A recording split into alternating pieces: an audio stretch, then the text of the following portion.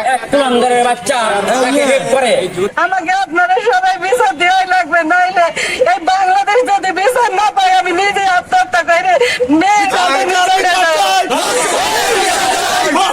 বিচার চাই। সারা বাংলাদেশের মানুষ একসাথে হয়ে এসব ধর্ষককে আমরা নিজ হাতে এবং আইনের হাতে তুলে দিই। কিন্তু আজ 2025 সাল, মাত্র 5 বছরের ব্যবধানে আসামি কিভাবে জামিন পায়? তার ন্যূনতম একটা সাজা হয়েছে, যেটা একজন ধর্ষক ও হত্যাকারীর জন্য যথেষ্ট নয়।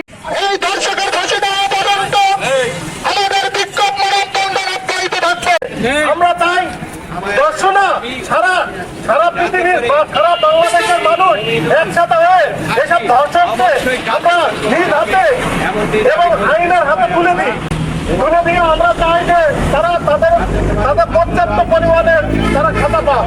20 সালের সেপ্টেম্বর মাসে সুম্মায়া খাতুন এক মেয়েকে এক কুলাঙ্গারের বাচ্চা তাকে রেপ করে। অতএব হাইকোর্ট থেকে তাকে ন্যূনতম সাজা দেয়, কিন্তু সেই সাজায় সে জামিন হয়ে বেরিয়ে আসে। আমরা বলতে চাই তাকে সর্বোচ্চ শাস্তি মৃত্যুদণ্ড দিতে হবে। 2020 সালে শিশু সুমাইয়াকে হত্যা করা হয়, কিন্তু আজ 2025 সাল, মাত্র 5 বছরের ব্যবধানে আসামি কিভাবে জামিন পায়? আমার মনে হয় যে বিচারপতি আর যে উকিল এক ধর্ষকের কেস করে তাদের জন্মগত সমস্যা আছে। এই বাংলায় আমার মনে হয় ধর্ষণ প্রতিরোধের জন্য ছাত্র সমাজকে সকল অঙ্গ সংগঠন সকলকে সোচ্চার হতে হবে। কারণ একজন শিশুকে এই দেশে ধর্ষণ হচ্ছে, এই দেশের মানুষের মনুষ্যত্ব কতটুকু নিচে হতে পারে। তাই আমি বলতে চাই বাংলাদেশে আইনকে আরো কঠোর করতে হবে। ধর্ষণের একমাত্র শাস্তি ফাঁসি। যে পরিবারটা ধর্ষণের শিকার হয়েছে শুধু ধর্ষণের শিকারই হয়নি, তাকে নির্মমভাবে হত্যা করা হয়েছিল, যেটা একজন মানুষের দ্বারা সম্ভব নয়।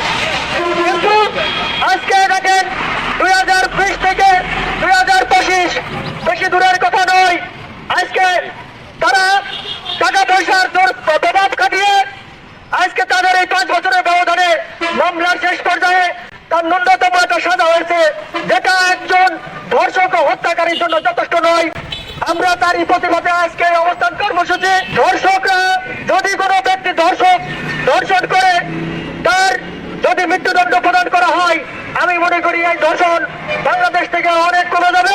ধর্ষকের ফাঁসি দেওয়া হয়, কালকে বৃহত্তর কর্মসূচি দেওয়া হবে। তবে আমরা চাই এই ধর্ষকের ফাঁসি, কারণ আজকে যে আমার বুক খালি হয়েছে, কালকে আমার সন্তানের হবে, আরেকদিন আপনার সন্তানের হবে। এই ধর্ষকের ফাঁসি দেওয়া পর্যন্ত আমাদের বিক্ষোভ মানববন্ধন অব্যাহত থাকবে।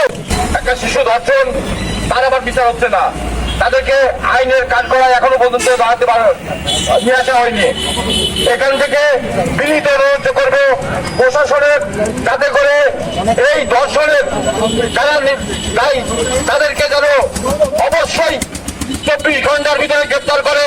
যেহেতু অনেকদিন আগের ঘটনা, তারপরেও ধর্ষণের মতো মামলায় তার বিচার জামিন হয়ে যায়, এটা খুবই দুঃখজনক।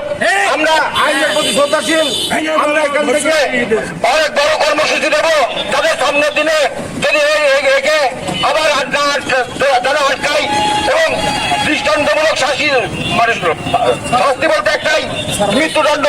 আমি সুমাইয়ার মা, আজ থেকে 5 বছর আগে থেকে আজ 5 বছর আমি কোটে ঘুরছি।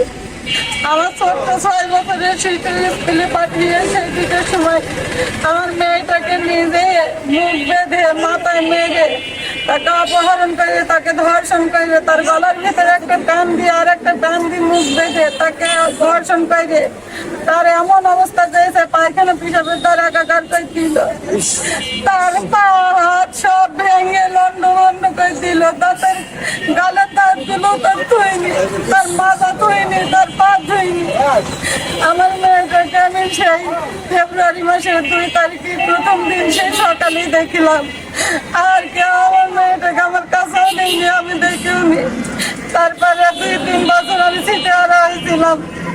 যখন আমার স্মৃতি আসে তখন দেখি কোর্টে কেস আছে, কে কেস করেছে কিভাবে করেছে জানি না। তারপরে আমি একলাই হ্যান্ডেল করছি, আমার পাশে কেউ আজ পর্যন্ত 5 বছরের মধ্যে এসে দাঁড়ায়নি। এই 5 বছর আমি 56টা সাক্ষী নিয়ে দৌড়াদৌড়ি করছি, তাদের গাড়ি ভাড়া দিই, তাদের খাওয়া খরচ দিই, সাক্ষীর পেছনে বাইরে দেয় না। আজ থেকে 5 বছর যায় পূর্ণ হয়ে গেল। জজ সাহেব 9 তারিখে আমার ডেকে বলছে, আইনে শোনো, আপনি কি জানেন আইন সম্পর্কে? আপনার বাংলাদেশের আইন কি জানা আছে? আমি বলছি না, আমি আইন জানি না, আমি উকিল ধরেছি। বলছে শোনেন, আপনার এই 5 বছর 6 বছর পরেছে, জেল খাটা হয়ে গেছে, আর 2 বছর জেল খেটে সেই আসামি বেরিয়ে যাবে, কিচ্ছু করার নেই, এটাই বাংলাদেশের আইন, এটাই বাংলাদেশের নীতি। আমি বলতে চাই, আমি সুমাইয়ার মা যদি বাংলাদেশের নাগরিক হয়ে আমার সুমাইয়া যদি বাংলাদেশে বিচার না পাই, এই বাংলাদেশ আল্লাহ সরকার করে দেবে, করিয়ে দেবে। আমার 5 বছর হবে কান্নাকাটি করে পেয়েছি, ইনশাল্লাহ আল্লাহ একদিন আমার কান্নার ফল আল্লাহ দেবে। আমি কলেজের ছেলেদের কাছে বলছি, আপনাদের বোন, আপনারা আমার সন্তান, আমি আপনাদেরও মা, সুমাইয়া আপনার বোন, এইভাবে তার হত্যার বিচার তো আমি মেনে নেবো না। আমি তার কেষ্টপুর থাকি, আমি আমার স্বামী আমার সন্তান নিজে হাতে করে তার মামাইতে বাইরে প্রায় মাঝে মাঝে আমাকে হুমকি বামকি দেয়, মারতে আসে। যে আজ থেকে 7 মাস আগে 4টে লাঠি আমার মাথায় তুলিল, এই লাঠি পলাশ আর মমিন আমার না ঢাকালে আমি সেদিনই মরে যেতাম। এভাবে আমি কি বাঁচতে পারি? বাংলাদেশ আমার কি স্বাধীনতা আছে? আমি কি বললাম এই বাংলাদেশের নাগরিক হয়ে? আমাকে আপনারা সবাই বিচার দেওয়াই লাগবে, নাইলে এই বাংলাদেশ যদি বিচার না পাই আমি নিজে আত্মহত্যা করে মেয়ে ধর্ষকের বিচার চাই, ফাঁসি ফাঁসি ফাঁসি চাই, ফাঁসি ফাঁসি ফাঁসি চাই, ফাঁসি ফাঁসি দিতে হবে। আমার মেয়ের একটুকু নিজের প্যানে পড়তে পারতো না, সারাটা বিটা ছেলের কি করে শক্তি সে সহ্য করবে? এভাবে মেনে নেওয়া যায় না। বাংলাদেশের নাগরিক জাগো, কলেজের ছেলেরা জাগো, ওই শয়তানের সাথে যদি ফিরে এসে আবার একসাথে বসবাস করতে হয়, তার চেয়ে 20 খেয়ে মরে যাওয়া অনেক ভালো। আমি আর থাকতেই চাই না, আমি আর বিচার মানবো না, মানি নে, কোনোদিন মানবো না যতক্ষণ ওই কবরে তার না শোয়ানো হবে। যে খুন করেছে, যে প্রথম অপহরণ করতে পারে, তারপরে তাকে ধর্ষণ করে, তারপর তার উপর নির্যাতন করে, গলা টিপে হত্যা করতে পারে, সে কখনো ছোট হতে পারে না। এটা আমি মেনে নেবো না। ছোট কাকে বলে? যে কিছু বোঝে না। আমার মেয়ে 6 বছরের, মাত্র 6 বছরের। সে ছেলের বয়স বন্যার আগে জন্ম হয়েছে, আমাদের কেষ্টপুরের লোক সবাই জানে, কিন্তু তাকে এখন বয়স দেওয়া হচ্ছে 17 থেকে 18। এটাকে মেনেই নেবো না, এটা মেনে নেওয়া যায় না। টাকার অহংকার সব হচ্ছে, কিন্তু আমাদের কথার কিছু দাম নেই। আমরা অসহায় গরিব, তাকে একদম রাইট 25 বছরের হিসাব করা, বন্যার থেকে হিসাব করে দিই। আমি তাকে ফাঁসির দাবি দিয়ে এখন আমি আপনাদের কাছে অনুরোধ করছি, আমার মেয়ের বিচার সঠিকভাবে যেন পূর্ণ হয়।